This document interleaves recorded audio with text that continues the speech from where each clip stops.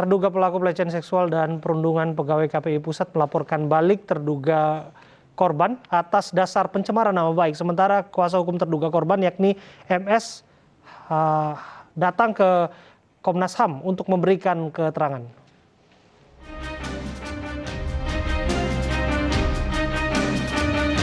Para pegawai KPI Pusat yang dilaporkan melakukan pelecehan seksual dan perundungan terhadap terduga korban MS melaporkan balik MS atas dasar pencemaran nama baik. Kuasa hukum terlapor menjelaskan, pengakuan MS yang viral di media sosial membuat para terduga perundungan dirugikan karena identitas mereka tersebar luas dan terjadi cyberbullying. Terduga pelaku menyangkal melakukan pelecehan seksual dan perundungan terhadap MS. Mereka berkelit dengan mengatakan apa yang mereka lakukan kepada korban adalah iseng belaka. Siang tadi pengacara terduga korban Muhammad Mualimin datang ke Komnas HAM untuk memberikan keterangan. Usai mendapat keterangan dari terduga korban, Komnas HAM akan memanggil KPI dan berkomunikasi dengan kepolisian. Kondisi MS yang masih trauma tentu saja, dan trauma itu kan bisa muncul kembali begitu. Jadi kami berharap bantuan kawan-kawan media juga untuk bisa membantu proses ini seterang-terangnya. Selain di Komnas HAM dan kepolisian, penyelidikan kasus juga tengah berjalan di KPI Pusat. KPI kini telah menonaktifkan 8 terduga pelaku.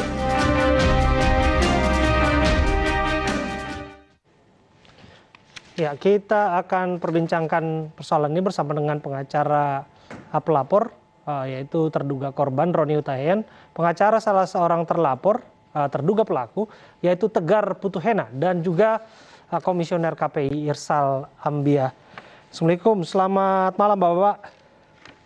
Waalaikumsalam. Selamat Ya, malam. Saya ke Bang Roni terlebih dahulu.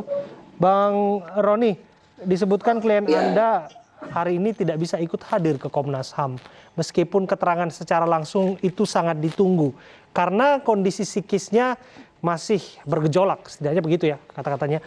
Apa yang terjadi?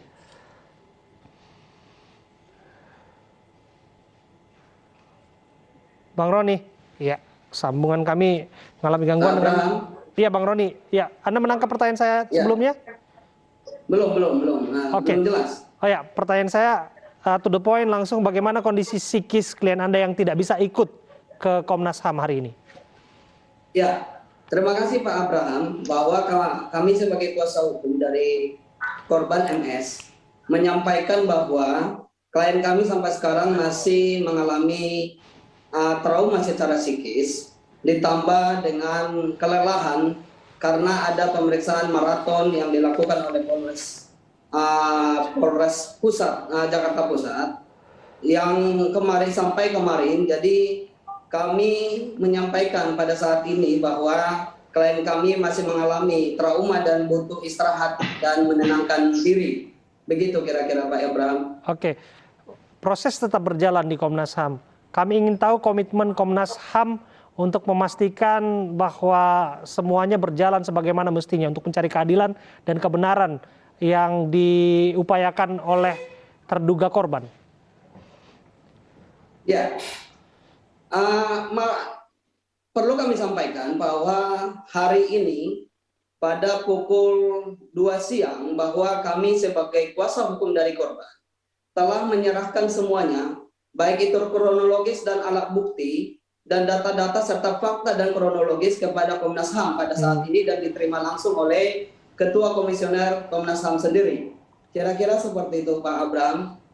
Oke, tentu juga publik berharap bahwa semua pihak bekerja untuk memastikan apa sebetulnya yang terjadi. Tapi saya coba ke Bang Tegar agar kita cover both side. Bang Tegar, Anda sebagai kuasa hukum terduga pelaku berencana akan melaporkan terduga korban. Disebutkan perbuatan klien Anda iseng. Kalau iseng yang kita tahu biasanya iseng-iseng berhadiah, tapi ini hadiahnya justru laporan viral menjadi dapat kecaman publik begitu. Bagaimana Bang? Ya, saya koreksi dulu. Tadi di awal dikatakan kami akan melakukan dugaan pencemaran nama baik. Yang sebenarnya akan kami lakukan adalah melaporkan perundungan baru yang terjadi. Jadi kalau kemudian Pak Roni dan teman-teman di sana menganggap ini ada perundungan dengan korban yaitu saudara MS, ya, maka sah dan halal kalau kemudian kita juga menganggap ada perundungan baru dan faktanya ada. Nah, perundungan itu apa? Pertama, dengan tersebarnya rilis, ya, saya tidak tahu ya itu siapa yang menulis, karena saya lihat di media juga saudara MS juga mengatakan itu bukan tulisan dia. Oke lah, tapi yang jelas rilis itu tersebar dan kemudian ada nama klien kami secara terang disebutkan di situ. Apa dampaknya ketika itu tersebar kemudian disambut ya oleh netizen, ya, disambut oleh netizen, dicari foto keluarganya, informasi pribadinya, data keluarganya, disebar begitu, apa yang terjadi? Keluarganya kemudian menerima cyberbullying. Oke. Nah, saya harus meletakkan, sampai di sana. Artinya rencana pelaporan ini terhadap warganet yang membuli terduga pelaku ya, bukan terhadap korban dalam konteks bahwa korban tidak membuli pelaku begitu. Ya, saya katakan sejak awal bahwa pelaporan ini saya tujukan kepada pihak yang bertanggung jawab atas ya perundungan ini. Itu bisa saja kemudian ujungnya ke saudara MS kalau memang benar itu diproduksi, rilis itu diproduksi oleh yang bersangkutan. Tapi kalau memang tidak diproduksi ya nggak usah khawatir gitu loh. Nah, itu sebenarnya Mas Abraham. Saya harus meletakkan ini pada porsinya supaya kita semua paham. Saya garis bawahi tadi soal iseng, apa yang dilakukan oleh kedua klien Anda. Iseng itu juga ada batasannya sebetulnya Pak. Ini juga membuka tanda tanya banyak orang. Iseng itu sampai separah apa sih? Apa betul sampai sebagaimana yang didetailkan oleh terduga korban? Oh iya, saya nggak mau ke situ ya, karena kayaknya saya bukan saya yang ngomong begitu ya. Tapi oke lah, setidaknya kalau dari keterangan klien kami yang terjadi, ya, karena dasar yang digunakan selama ini adalah keterangan dari saudara MS, maka supaya ini proporsional, maka kami juga menyampaikan versi dari klien kami. Nah, apa yang kemudian disampaikan, keterangan yang disampaikan oleh klien kami dan juga sudah disampaikan kemarin ditanya selama berjam-jam dari pagi sampai sore di Polres, ya, Polres Jakarta Pusat, bahwa yang terjadi adalah konteksnya ini pergaulan mereka dalam satu ruangan. Nah, itu kemudian digambarkan sebagai kadang-kadang antar teman ini saling mengisengi gitu loh. Bukan cuman dari klien kami kepada si saudara MS, bahkan menurut klien kami itu juga dilakukan oleh MS kepada teman-temannya. Jadi konteks bullying atau perundungannya juga kami masih bingung kalau kemudian ternyata yang terjadi interaksinya seperti itu. Yang terjadi adalah interaksi. Dan tidak ada respon yang bagaimana pada saat itu. Ya, yang jelas tugas mereka di sana bukan untuk bergaul tapi bekerja, sebetulnya itu jelas ya, teman sejawat dalam pekerjaan. Saya kira di dalam konteks pekerjaan manapun, hubungan kerja, masa nggak bergaul? Masa mau jadi orang individual, kerja depan komputer aja? Mau jadi apa, Mas? Iya. Ya itu yang akan saya. Ya itu yang kita tanyakan kepada Komisioner KPI, Bang Irsal, yang menjawab. Saya sebelum nanti lebih dalam mengenai apa yang sudah dilakukan KPI, sebetulnya hubungan antara terduga pelaku dan korban ini teman sejawat pekerjaan atau sifatnya subordinatif, atasan bawahan? Mas Abraham dan teman-teman, ini kan kasus secara substansi sekarang sedang ditangani oleh pihak kepolisian. Kan? Pelapor korban dalam hal ini sudah menyampaikan laporannya ke pihak kepolisian. Dan juga sudah dilakukan pemeriksaan atas terduga terlapor gitu ya, atau terduga pelaku begitu. Nah, terkait dengan beberapa hal informasi yang sebenarnya sedang kita juga dalami di internal, tentu ada hal-hal yang kita harus melakukan pendalaman yang lebih jauh terkait dengan informasi-informasi di internal begitu. Nah, kalau pertanyaannya apakah mereka teman yang sifatnya selevel, ya, karena itu ada di unit kerja ya, jadi berada di dalam satu unit kerja begitu. Oke, sejauh mana KPI menindaklanjuti laporan ini bahwa ini menjadi bagian dari proses hukum, ya itu satu hal. Tapi bahwa ini terjadi di dalam lingkup kerja institusional KPI, tentu juga punya tanggung jawab untuk menyelesaikannya. Ya.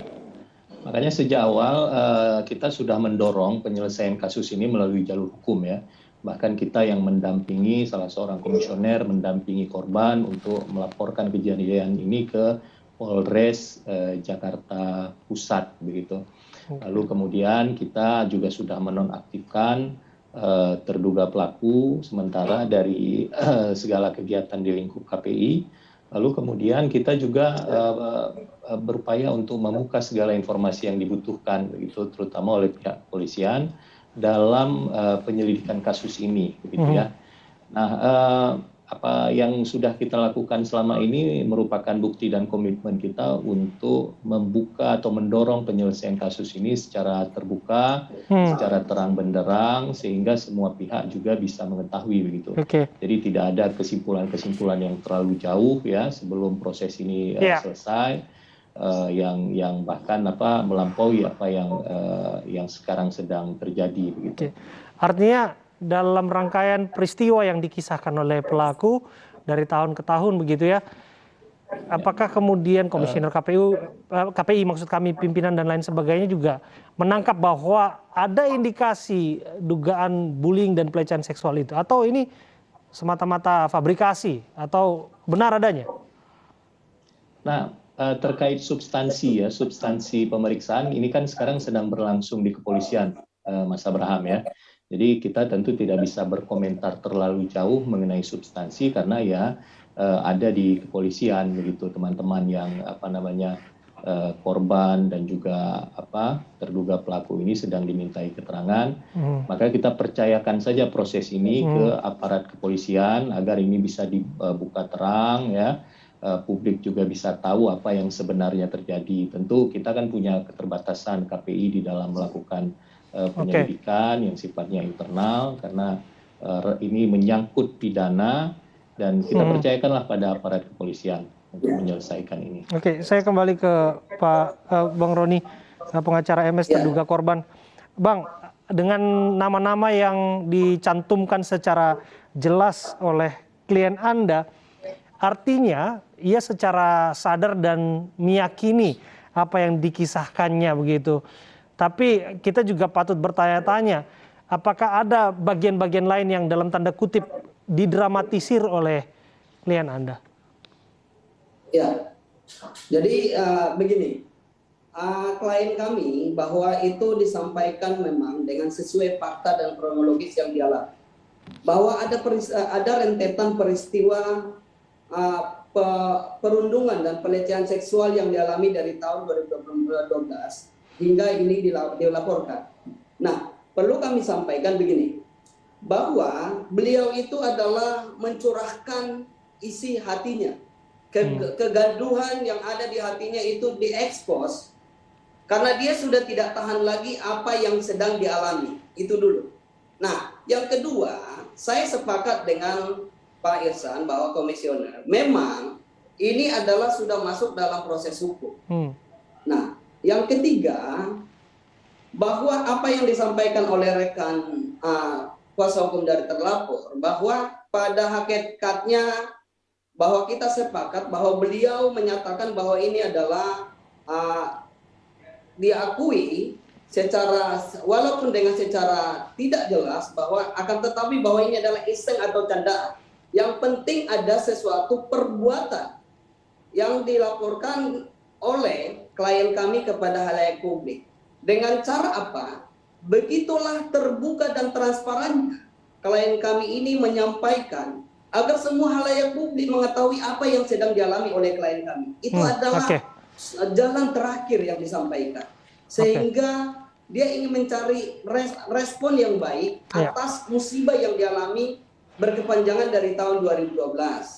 Nah, itu yang saya katakan bahwa saya sepakat dengan pihak komisioner, artinya marilah kita selesaikan, kita kawal proses hukum ini, dan kami juga berterima kasih kepada pihak komisioner bahwa ini telah didampingi sampai membuatkan laporan polisi dan hingga sampai saat ini masih komitmen untuk memberikan dukungan, baik itu moral dan pendampingan secara langsung kepada klien kami.